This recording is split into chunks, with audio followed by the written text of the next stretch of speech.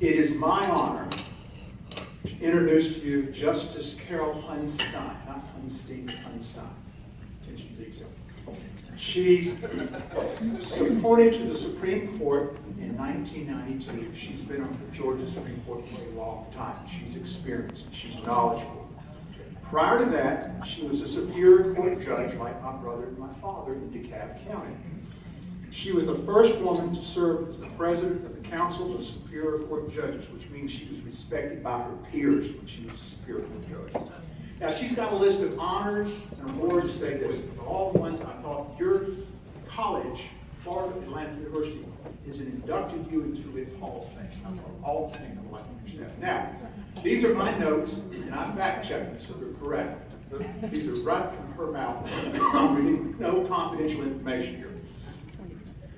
She's faced many life-threatening challenges.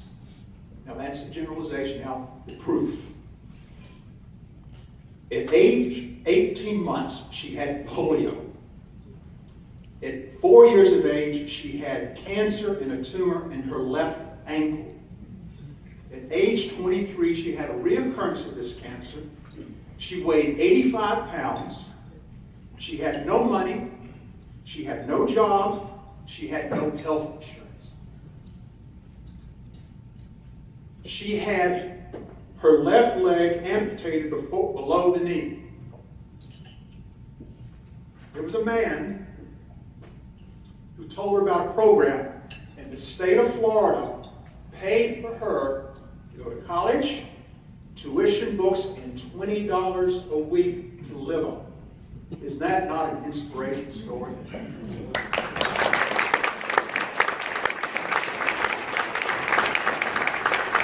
She climbed the ladder of success with a lot of help from friends and the taxpayers. And she has achieved. And she is from Florida. We're lucky to have her in Georgia. Give it up for Justice.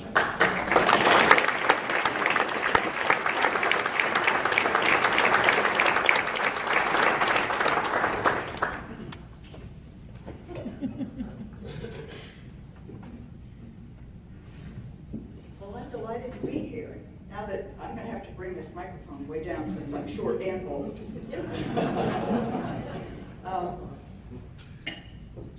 That was a lovely introduction. It's interesting what I learned through all of that, because I was a single parent too at that point in time when I was 23 and had the cancer. And I thought to myself, I used to say, well, I can handle this. It's all right. Things are going to get better. I can handle this. And sure enough, things didn't get better. And finally I said, well, I know things are going to get worse, but I'm going to count my blessings every day. And you know what? I started counting those blessings and things got better every day. And I discovered that we all have problems, each and every one of us. And it's not the problems that should define us, but how we address those problems. What is your response to that problem? And do your best to accept it and make the most of it, because sometimes those problems are opportunities. And that's sort of the way I have lived my life. And it's true. It was just fortuitous. This fellow and I had this conversation about this program that he had. And it was when I was at the hospital with a visit for the doctor, and I said, well, what is your program? And that's because a social worker had come to visit me before they released me from the hospital, and they said, well, you're young, and you can get on crutches and go place to place and see if you can't find a job. You're young, you can handle that. So with this fellow, I said, well, what do you do? And he said, I'm the director of vocational rehabilitation. And this is a program where if you have a disability, the state would much rather give you an education. They'll pay for you to get your bachelor's degree. and they'll buy you books and give you a little bit of money. Because we'd much rather see you working in the long run than just being on disability, which I guess I could have asked for. But it was, I thought to myself, I think I've died and gone to heaven. You know, this was just a wonderful, wonderful opportunity for me. And I took full advantage of it. I wound up getting a bachelor's degree in business and marketing. I was the only woman, this was in the 70s, I was the only woman in my business classes. They couldn't figure out why the heck I was there anyway. But after I graduated with my bachelor's degree, the job that I wound up getting was as a receptionist at an off-the-couture rack shop in Bell Harbor. And I thought to myself, you know, this is not what I went to college for. And I had taken this aptitude test, and it said I would do very well in 2 different occupations. One was a military officer. Not too many one-legged military officers. You know, maybe you'll lose it after you're in the military, but I don't think they take you in initially. Or a lawyer. And so I really started to entertain the thought about becoming a lawyer. And when I told my employer that I was leaving, that I was going to go to law school, she said, why in the world would you want to go to law school? I thought, well, here's a good reason, you know. So I went off to law school, and it was just absolutely amazing the things that happened to me after that. I managed to pass the bar the first try, which is, any lawyer in here will know that that's an accomplishment and a huge relief. I had remarried shortly before I moved up to Georgia. Now, I will tell you, I don't think I necessarily repaid the taxpayers in Florida for my education, but I certainly have repaid the taxpayers in Georgia for my education. But I managed to pass the bar. The husband and I hung out our shingle because, frankly, I couldn't get a job searching titles. They weren't hiring women to do very much. And so I started going to the Fulton County Jail on a Monday morning. And that way I was assured I was going to make $50 that week because I would get appointed a misdemeanor case. Now, I've got a real education, I have to tell you, going to the Fulton County Jail. I saw things and heard things that I just never, ever had seen before. But as it turned out, it was a way to start building practice. Because if you represent someone, even if they're, you know, charged with a misdemeanor, you'd be surprised they have family and they have friends, and slowly built a practice. And I loved the practice of law. I just loved it. Not only because you get the opportunity to help people, but there's so many challenges. And there weren't very many women at that point in time in the courtrooms. So whenever I went into the courtroom, somebody would say, oh, are you the court reporter? Are you the clerk? You work for this and that. And it took even the judges sometimes, who frankly were very uncomfortable with a woman. But I discovered I really loved trial work. I loved being in front of a jury. You know, you give me 12 strangers in the box and give me the opportunity to convince them that my position was right. That was the best. It was just terrific. Now, it's very hard to get a case actually to go to a jury because most cases don't. But I did have the opportunity to try a couple of cases. And I thought, you know, maybe I'd like to be in the courtroom all the time. I wonder if I could be a judge. And I was living in DeKalb County at that point in time.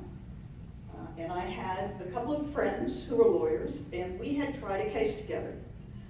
And they had supported a judge in DeKalb County who was then on the state court. And there was this one judge in particular who wasn't very nice to me. So, some of you older lawyers will recognize Judge Clyde Henley, DeKalb Superior Court. Now, I'm not, listen, he knows how I felt about him. But he used to call me Little Lady. And if there was any way he could rule against me, he would. And even if he legally couldn't, he would rule against me. So he was going to be up for re-election, and I thought I really wanted to run against him. But then my friend said, well, our other friend, he wants to run against him. So if you're going to run against him, then we'll have to oppose you. I thought, that's not a very good idea. I don't know anything about campaigns. I know nothing about politics. I just want to be a judge. So, as it turns out, a Superior Court judge decided he was going to retire, other than Clyde Henley. And so I decided to put my name in. And this was 1984. And there were 4 other men that were running. And frankly, you know how you know, I don't know if any of you know much about politics and campaigning, but if nobody is stealing your yard signs, you are not a threat. That's the truth. That is the truth. So, you know, the 5 of us running, nobody was stealing my yard signs. And that was okay, because yard signs can be pretty expensive. But then when I had the highest votes, and there was going to be a runoff between me and another very fine lawyer, my yard signs started going down. And that was okay, because I told my supporters, well, for every one that goes down, you need to get 9 or 10 of your friends to put one up. And I will tell you, I wasn't, and if I'd known anything about politics, I would have known I couldn't win. There's just no way I could have won. I wasn't from Georgia. You know, I had a name that sounded Jewish. I had children at home, you know, and a husband and all that stuff. And I was young. I was only 40. Not old like now. But I decided I would give it a try anyway. And so I campaigned and went everywhere and did everything, and watched my brochures get thrown on the ground and so forth and so on. And there were ups, there were downs, and my campaign slogan was, this time, this woman. Not to hide that I was a woman, but to promote the fact that I was a woman. And when the votes started coming in, at first I wasn't winning. I thought, oh my Lord, what am I going to do now? You know, I had no practice left, because I've been turning down cases for months.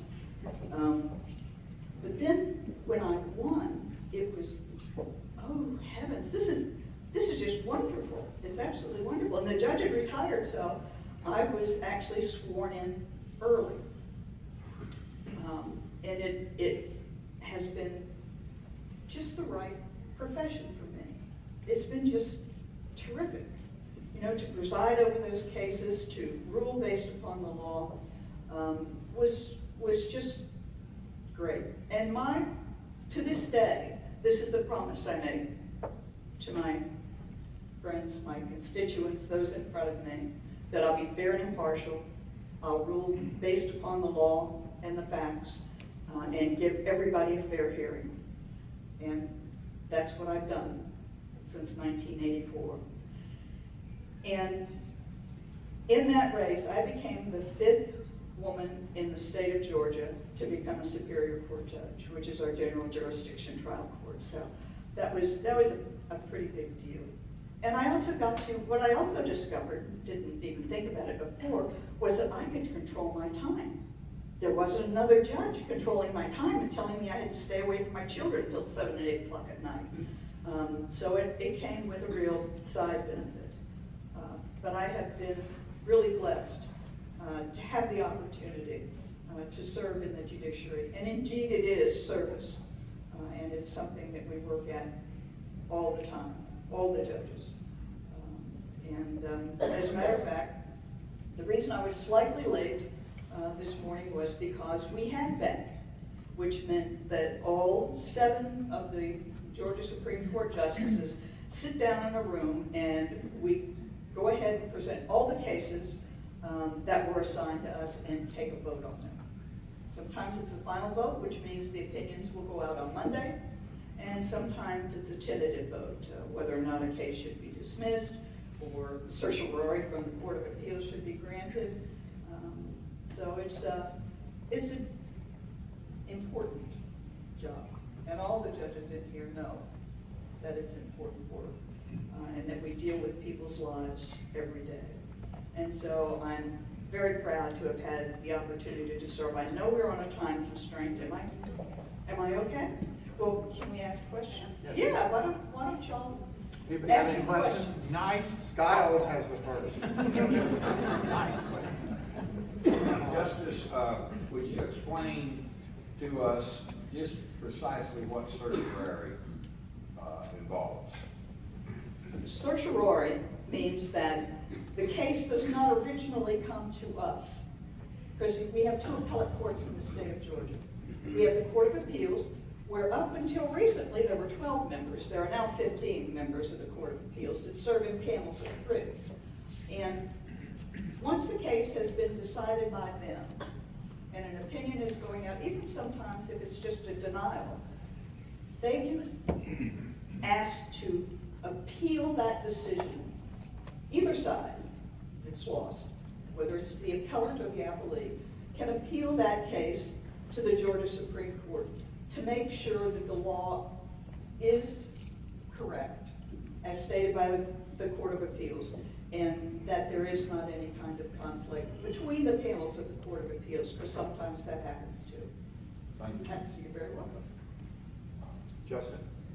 Justice, there's a legislative effort at the moment that would change both the size and the scope of the Georgia Supreme Court.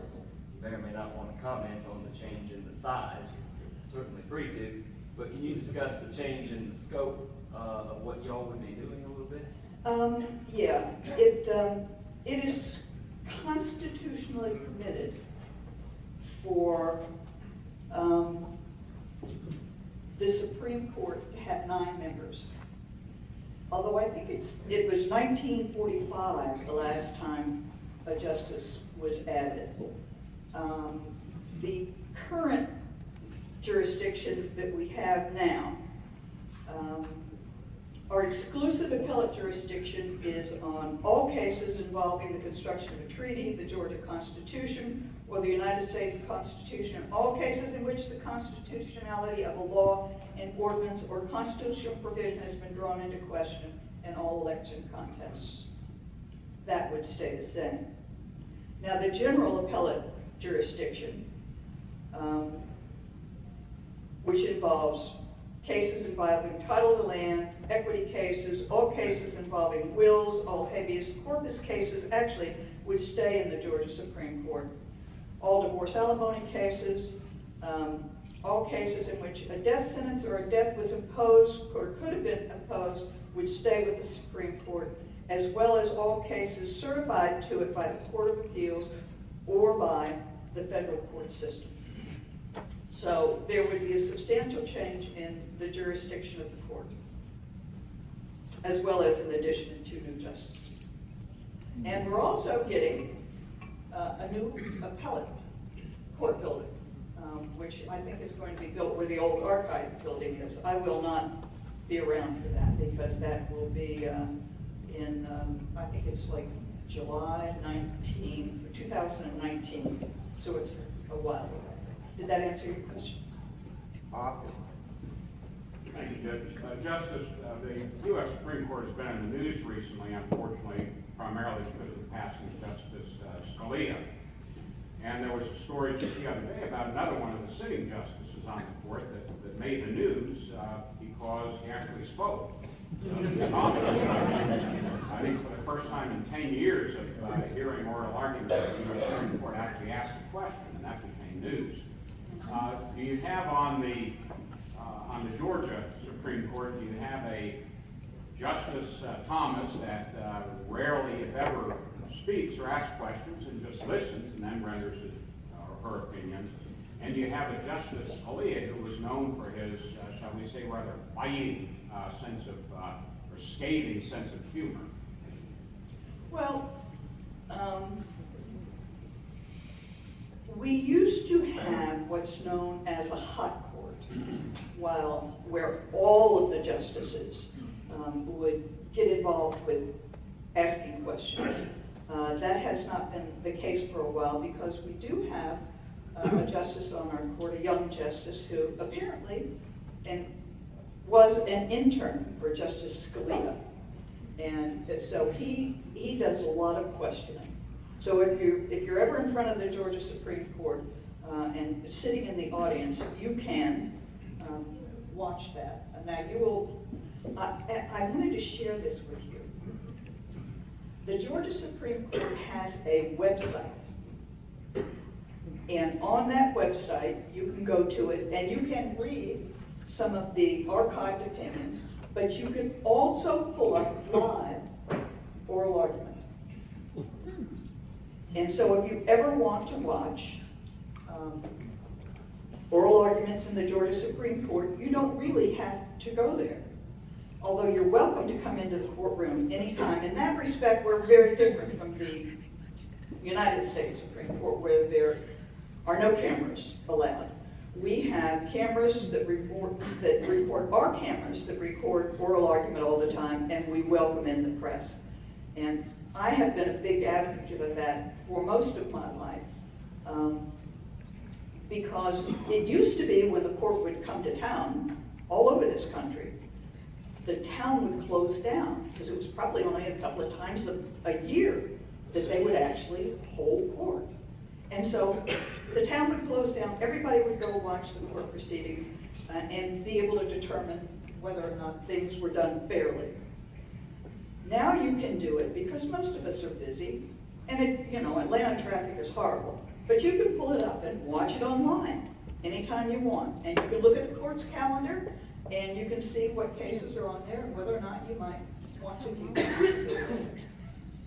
So, yes, we do have different personalities on the court. One more question. Justice, congratulations on being dealt less than an ideal hand and playing it for all this work. You mentioned counting your blessings. At that point in life, would you share with us some of those blessings that you count? Well, some of my blessings are I have 3 wonderful children and 3 wonderful grandchildren, 2 of whom are suffering from conjunctivitis right now, so they're not very pleasant. But that I think the opportunity to really be a lawyer and be a judge, I think that's a great blessing. I think my colleagues are a blessing, and the number of judges across this state that I know, it's been a very good life for me. Started out a little rough. But I think I got all that behind me now, at least for a while. But yeah, there are many blessings, and good friends, and good colleagues, and people that you care about and care about you. And giving back, too. I think that's a blessing. I think we all should do our best to give back. Don't pull the ladder up behind you.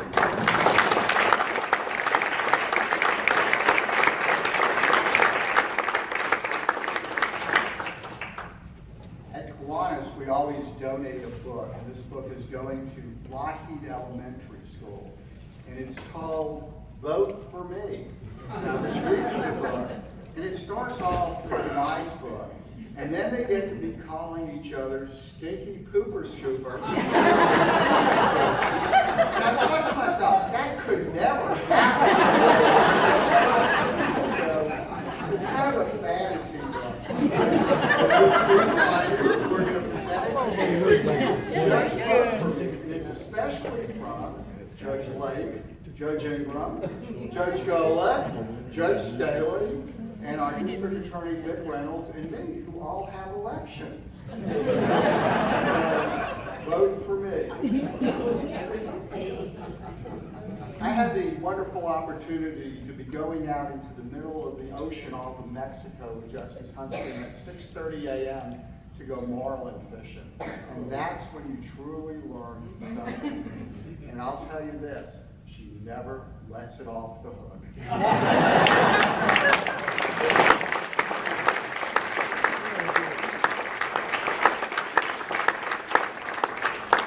Thank you for sharing your inspiring story with us. We really appreciate it. And Matt, it is